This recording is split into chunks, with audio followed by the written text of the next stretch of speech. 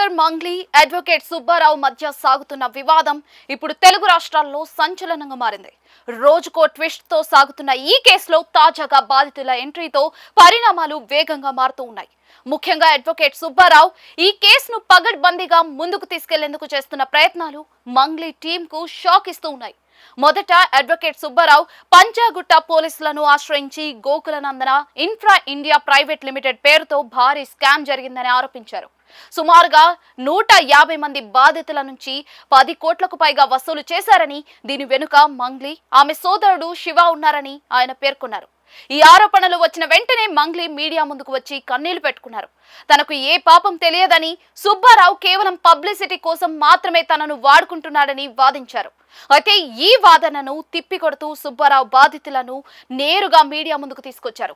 బాధితులు తమ గోడును వెళ్లబోసుకుంటూ తాము సామాన్య గృహిణులమని, నెట్వర్క్ మార్కెటింగ్ పేరుతో మధు అనే వ్యక్తి ద్వారా ఈ పెట్టుబడి మోసంలో చిక్కుకున్నామని తెలిపారు. 5% లాభం ఇస్తామని నమ్మించి తమ నుండి లక్షలాది రూపాయలు వసూలు చేశారని, ఆ డబ్బు తిరిగి అడిగితే బెదిరింపులకు పాల్పడుతున్నారని ఆరోపించారు.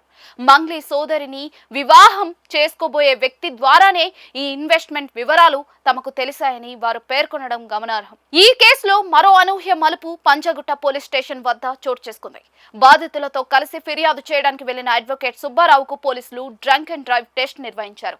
అందులో 27% రీడింగ్ రావడంతో ఒక్కసారిగా మంగ్లీ వాదన నిజమేమో అన్న అనుమానాలు వ్యక్తమయ్యాయి. అయితే సుబ్బారావు దీనిపై స్పందిస్తూ తనను భయపెట్టడానికి, కేసును పక్కదారి పట్టించడానికి మాత్రమే పోలీసులు చేస్తున్న ప్రయత్నంగా దీనిని అభివర్ణించారు.